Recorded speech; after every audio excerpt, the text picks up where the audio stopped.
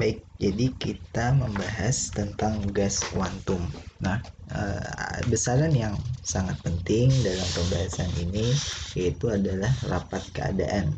Dengan rapat keadaan, kita bisa menentukan kurva untuk rapat partikel terhadap energi. Jadi berapa jumlah partikel yang memiliki energi sekian-sekian. Nah, itu adalah tujuannya. Nah, untuk gas kuantum, kenapa diberi nama gas kuantum? Karena pendekatan yang kita gunakan ini seakan-akan sistem itu adalah sistem sebuah gas, namun dia mematuhi hukum kuantum. Oke, pertama terkait dengan rapat keadaan. Apa sih yang dimaksud dengan rapat keadaan? Rapat keadaan ini tidak lain dari, kalau kita pernah membahasnya sebelumnya, yaitu jumlah keadaan terhadap atau rasio jumlah keadaan terhadap energi. Nah, karena itu dia disebut rapat keadaan. Jadi sama aja seperti rapat massa ya, jumlah massa per satuan volume. Maka kita sebut dia rapat massa. Nah, ini rapat keadaan, jumlah keadaan per satuan energi. Nah, rapat keadaan yang paling banyak, maksudnya sebanyak-banyaknya rapat keadaan, itu bisa dihitung dari persamaan ini, yaitu volume atau di pangkat 3R di ruang, kemudian volume momentumnya, berarti ini di ruang fasa, dibagi dengan ruang terkecil, yaitu konstanta Planck dipangkatkan 3. Nah, di sini karena yang kita tinjau adalah sebuah gas, maka tidak peduli arah manapun kecepatannya, ya itu memiliki kelajuan yang sama. Jadi itu salah satu penyederhanaan, dan karena ini sebuah gas maka di pangkat 3R atau di R pangkat 3 ini adalah volume. Jadi volume dari sistem yang kita tinjau. Berarti ini adalah volume, dan di pangkat 3P kita dapat mengubahnya dalam satuan atau koordinat bola di sini, yaitu integral P pangkat 2 dP sin theta. Dan ini udah pernah diturunkan sebelumnya di bagian awal fisika statistik. Dan kita lihat di sini integral ini terhadap P, theta, dan C dan P ya, P theta. Ini P momentum, ini theta, ini salah satu koordinat bola, dan ini adalah P. Nah, ini kalau kita hitungkan dan kita tinggalkan integral P kuadrat dP, maka dia menjadi integral P kuadrat dP. Dan untuk integral sin theta ini batasnya dari 0 sampai pi 180 derajat, sementara integral dp ini 360 derajat, jadi 0 sampai 2 pi. Ini kalau kita hitung maka hasilnya adalah ini masih ada p kuadrat ya di depan dp, kemudian di sini sin integral adalah min cos theta dengan batas 0 sampai pi tadi. Di sini integral dp berarti di sini adalah 2pi. Nah, cos theta ini adalah cos 180 kan min 1. Jadi min 1 dikurangi cos 0 adalah 1. Jadi dari sini kita dapat nilai 2, sementara dari sini kita dapat nilai 2pi. Sementara di sini kita tetap punya p kuadrat dp. Jadi kalau dihitung ini adalah 4pi integral p kuadrat dp. Nah, jumlah keadaan karena itu bisa kita rumuskan sebagai berikut. Ini jumlah keadaan itu adalah V dikalikan 4pi, ini yang kita dapatkan tadi ya, H pangkat 3, kemudian sisanya adalah integral P kuadrat dP. Nah, integral P kuadrat dP, ini P-nya itu bisa diubah ke energi. Jadi kalau ini kan bentuk jumlahan terhadap momentum. Nah, kita bisa ubah dia dalam bentuk jumlahan terhadap energi. Nah, dengan apa? Dengan pendekatan yang non-relativistik. Nah, jadi ada pendekatan relativistik, di bukunya ada pendekatan non-relativistik. Nah, pendekatan non-relativistik di sini E itu adalah P kuadrat per 2M. Ini tidak lain dari energi kinetik ya. Kemudian P kuadratnya sendiri, karena sini ada P kuadrat ya, kita mau ubah dia dikonversi menjadi 2ME. Nah, sementara itu untuk DP-nya kita bisa turunkan satu kali DP terhadap DE. Nah, ini berarti DE dari fungsi apa? Yaitu yang ini tadi, akar dari 2ME. Nah, ini kalau kalian hitung mestinya dapat akar 2M setengah E pangkat minus setengah. Nah, karena itu jumlah keadaan yang tadi kita kita hitungkan di sini, jumlah keadaan yaitu D pangkat 3R D pangkat 3P per H pangkat 3 itu bisa dituliskan ulang seperti ini. Jumlah keadaan yaitu perkalian G E terhadap DE, karena GE tadi kan rapat keadaan. Kalau kita kalikan terhadap selang energi berarti jumlah keadaan, dan ini diintegralkan karena ini kan fungsi yang bergantung pada E, rapat keadaannya. Jadi jumlah keadaan integral GE DE. Nah, integral GE DE kita tahu tadi jumlah dari fungsi yang di atas, yaitu 4pi tadi, V dibagi H pangkat 3, yaitu integral P kuadrat DP.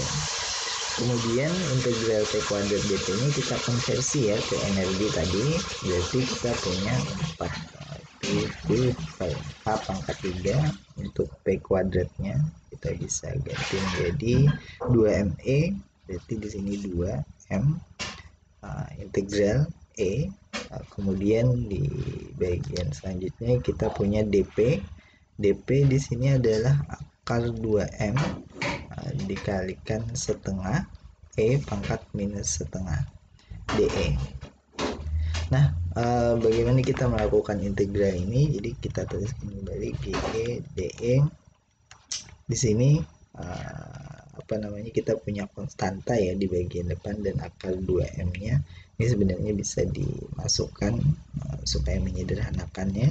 4PV dibagi H pangkat 3, 2M ini menjadi akar 2 pangkat 3, ini karena kita gabungkan ya, yang bagian luar bagian dalam, 2 pangkat 3 M pangkat 3 dikalikan integral dari E pangkat setengah. E pangkat setengah karena sini ada E pangkat 1 tambah min setengah, jadi E pangkat setengah DE. Nah, dari sini GE, bentuk GE ini ya, bentuk yang di tengah atau rapat keadaan, kita tuliskan aja di bawah. Ini bisa ditulis sebagai berikut, yaitu GE rapat keadaannya itu adalah karena di sini ada 4, di sini ada 2-nya, kemudian kita sederhanakan menjadi GE 2pi V per H pangkat 3. Di sini pangkat 2M pangkat 3 per 2 karena itu akar ya. Kemudian integral sisanya, karena integral adalah integral yang ini, berarti kita bisa langsung tuliskan dia sebagai akar dari E. Nah, ini rapat keadaan untuk yang non relativistik, dan rapat keadaan untuk non relativistik itu juga memiliki degenerasi. Nah, degenerasi itu adalah kita punya keadaan yang lebih banyak karena ada perhitungan terhadap spin elektron. Jadi kalau spinnya S, misal ini spinnya adalah S, maka degenerasi ini adalah degenerasi ini adalah 2S plus 1. 2S plus 1. Nah, 2S plus 1 ini dikalikan di depan rapat keadaan. Nah, ini jika kita menggunakan pendekatan yang non-relativistik. Nah, kalau pendekatannya yang relativistik yang kita hitung, itu misal yang ada di bawah ini. Kalau pendekatannya relativistik, maka konversi momentum ke energinya yang berbeda. Karena ini adalah momentum relativistik ya. Untuk relativistik kita punya energi dan momentum hubungannya adalah E sama dengan PC. Berarti kalau kita cari P kuadrat, dia adalah E kuadrat per C kuadrat. Kalau kita cari DP per DE nya, PP per DE berarti tinggal 1/C. Nah, integral dari rapat keadaan terhadap DE itu adalah 4PV dibagi H pangkat 3 tadi, integral E kuadrat dibagi C kuadrat 1/C DE. Sini kita udah konversi ya dia.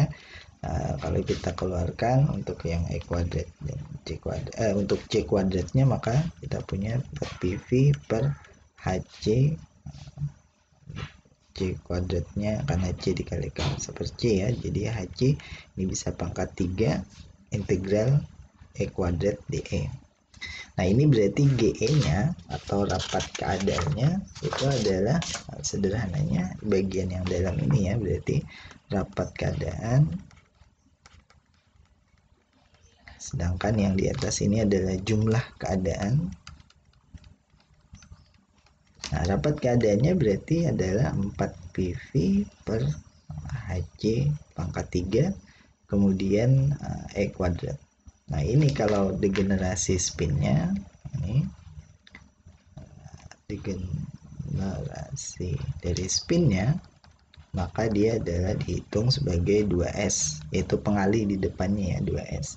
Nah, kita lihat perbedaannya sini. Kalau relativistik dia E kuadrat, kalau non relativistik dia akar E. Kalau E kuadrat itu kan kurvanya langsung memuncak seperti ini.